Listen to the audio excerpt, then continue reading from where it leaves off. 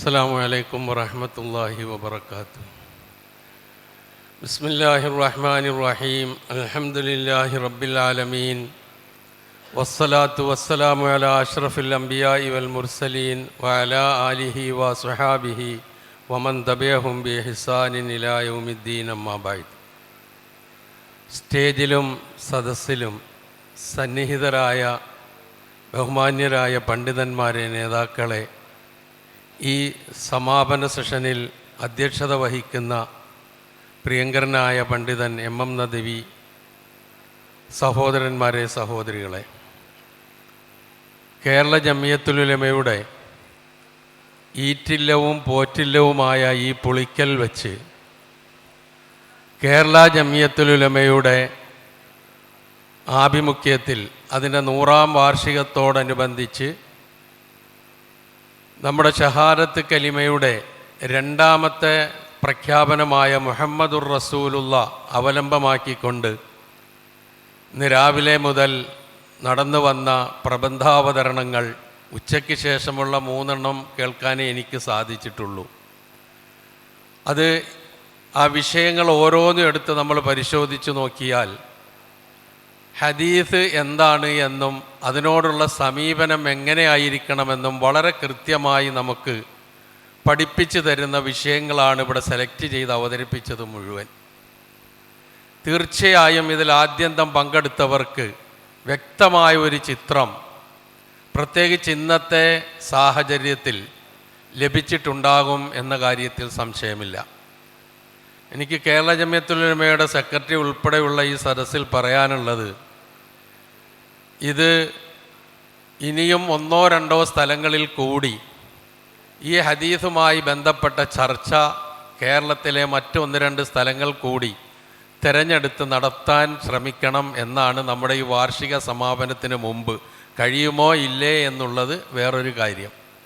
ഇത് ആവശ്യമാണ്. കാരണം ഇവിടെ ചർച്ച ചെയ്യപ്പെട്ട വിഷയങ്ങളൊക്കെ തന്നെ അങ്ങനെയാണ്. ഹദീസിനോടുള്ള മനോഭാവം നേരത്തെ നമ്മുടെ സെക്രട്ടറി ഇവിടെ സൂചിപ്പിച്ചതുപോലെ വലത്ത് നിന്ന് ഇടത്തോട്ടെഴുതുന്ന ഏത് അറബി വാക്യവും അതിൻ്റെ ആദ്യത്തിലൊരു ഖാല റസൂലുള്ളാഹി ചേർത്താൽ ഹദീസാണെന്ന് തെറ്റിദ്ധരിപ്പിക്കപ്പെടുന്ന സർവ്വദുർബലമായ ഹദീസുകളും ഹദീസാണ് എന്ന് തെറ്റിദ്ധരിപ്പിച്ച് അതുകൊണ്ട് അമൽ ചെയ്യിപ്പിക്കുന്ന ഒരു രൂപവും, മറുഭാഗത്ത് എൻ്റെ ബുദ്ധിക്കും യുക്തിക്കും നിരക്കുന്നില്ല ഇത്, അതുകൊണ്ട് ഇത് സ്വീകാര്യമല്ല എന്ന് പറയുന്ന മനോഭാവവും, വേറൊരു ഭാഗത്ത് ഖുർആൻ മാത്രം മതി, സുന്നത്ത് ഹദീസ് എന്ന് പറയുന്നത് അതിൻ്റെ ആവശ്യമേ ഇല്ല എന്നുള്ള മനോഭാവത്തോടു കൂടി പോകുന്ന ഇതൊക്കെ നമ്മൾ കാണുകയാണ്. ഇതിൻ്റെ ഇടയിൽ കൃത്യമായി സലഫി പ്രസ്ഥാനം, മുജാഹിദ് പ്രസ്ഥാനം എല്ലാ കാര്യങ്ങളിലും വ്യക്തമായ നിലപാട്, എല്ലാ കാര്യങ്ങളിലും വ്യക്തമായി പറയുന്നത് പോലെ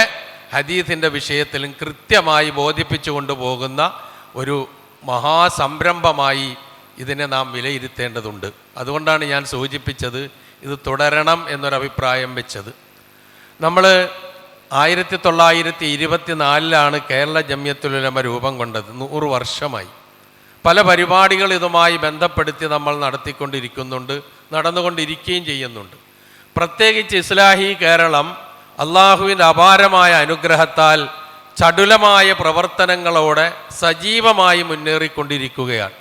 ഇപ്പോൾ കൊച്ചിയിൽ ഒരു വലിയ പരിപാടി നടന്നുകൊണ്ടിരിക്കുകയാണ്. ഫോർട്ട് കൊച്ചി കടപ്പുറത്തൊരു വലിയ പരിപാടി നടക്കുകയാണ്. എന്തിനാണ് മനുഷ്യന് മതം എന്നതാണ് ടൈറ്റിൽ. ആ ടൈറ്റിലിൽ എം അക്ബർ സാഹിബും അതുപോലെയുള്ള ആൾക്കാരൊക്കെ അണിനിരക്കുന്ന ഒരു വലിയ പരിപാടി അവിടെ നടക്കുന്നു.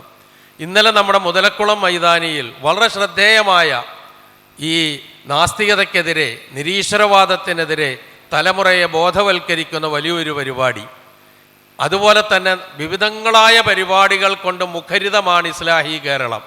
ഇൻഷാ അല്ലാ ഇന്ന് നമ്മളങ്ങോട്ട് പോയിക്കഴിഞ്ഞാൽ നമുക്ക് ഉറങ്ങാൻ നേരമില്ല. ചൊവ്വാഴ്ച വൈകുന്നേരം വലിയൊരു പരിപാടിയുടെ ഉത്തരവാദിത്വം നമ്മൾ ഏറ്റെടുത്ത് കഴിഞ്ഞിരിക്കുകയാണ്. നമ്മുടെ മദീന മുനവ്വറയിലെ ഹറം, ആ ഹറമിലെ ഇമാമ് നമ്മുടെ പരിപാടിയിൽ പങ്കെടുക്കുന്നു. അവിടെ ഒരു സമാധാന സമ്മേളനം നടക്കുന്നു. കടപ്പുറം ജനനിബിഡമാകേണ്ടതുണ്ട്. പ്രത്യേകിച്ച് അതിൻ്റെ തൊട്ടടുത്തുള്ള പ്രദേശം എന്നുള്ള നിലയിൽ അതുമായി ബന്ധപ്പെട്ട കാര്യങ്ങൾ കൂടുതൽ ശ്രദ്ധ ചെലുത്തണം എന്നുകൂടി ഈ സന്ദർഭത്തിൽ ഉണർത്തുകയാണ്. ഞാൻ അധികം നീട്ടി സംസാരിക്കാൻ ഉദ്ദേശിക്കുന്നില്ല. ഒറ്റ വാചകം മാത്രം ഞാൻ നേരത്തെ പറഞ്ഞത് ആവർത്തിച്ചുകൊണ്ട് ഞാൻ അവസാനിപ്പിക്കുകയാണ്. നമ്മളിത് പഠിക്കണം, നന്നായിട്ട് പഠിക്കാനുള്ള അവസരം താഴെ തട്ടുകളിലേക്ക് വരെ എങ്ങനെ എത്തിക്കാൻ കഴിയും എന്നുള്ളത് കേരള നദുവത്തുൽ മുജാഹിദീൻ്റെ ആഭിമുഖ്യത്തിൽ ആലോചിച്ച് കേരള ജമിയത്തുൽ ഉലമയുടെ സഹകരണത്തോടു കൂടി ഇത് മുന്നോട്ട് കൊണ്ടുപോകേണ്ടതുണ്ട്. ഇല്ലെങ്കിൽ കുറേ കാലം കഴിയുമ്പോൾ നമ്മുടെ ഇടയിൽ തന്നെയുള്ള വളർന്നു വരുന്ന തലമുറ ഈ പറയുന്ന രൂപത്തിൽ ഹദീസിനോടുള്ള മനോഭാവം ഒരു പുച്ഛ മനോഭാവത്തോടു കൂടി പോകുന്ന പോക്ക് കാണേണ്ട ദുർഗതി നമുക്കുണ്ടാകും. ആ രൂപത്തിലാണ് ഇപ്പോഴത്തെ പോക്ക്. അതുകൊണ്ട് പണ്ഡിതന്മാരായ നമുക്ക് വലിയ ഉത്തരവാദിത്വമുണ്ട്. കുത്തുബകളിലൂടെ, ക്ലാസ്സുകളിലൂടെ നമ്മൾ തൗഹീദ് വിഷയം വെച്ച് പഠിപ്പിക്കുന്നത് പോലെ മുഹമ്മദുർ റസൂലുള്ള വിഷയം വെച്ച് ഹദീസുമായി ബന്ധപ്പെടുന്ന എല്ലാ കാര്യങ്ങളും കൃത്യമായി നമ്മുടെ അണികളെ ബോധ്യപ്പെടുത്തി പഠിപ്പിച്ച് കൊണ്ടുവരേണ്ട ഉത്തരവാദിത്വം കൂടി ഇന്നു മുതൽ ഇതിരുന്ന് കേട്ട പണ്ഡിതന്മാരായ നമുക്കെല്ലാവർക്കുമുണ്ട്. അതിന് കഴിയുമാറാകട്ടെ, ഈ സംരംഭം ഒരു മുതൽക്കൂട്ടായി തീരുമാറാകട്ടെ എന്ന് മാത്രം ആത്മാർത്ഥമായി പ്രാർത്ഥിച്ചുകൊണ്ട് രാവിലെ മുതൽ നടത്തിയ ഈ പരിപാടികൾ, ഗംഭീരമായ പ്രബന്ധങ്ങൾ, ആ പ്രബന്ധങ്ങളൊക്കെ ഇൻഷാ അല്ലാഹ് ഓരോരുത്തരുടെ രൂപത്തിൽ പുറത്തേക്ക് വരുമെന്ന് നമുക്ക് പ്രതീക്ഷിക്കാം.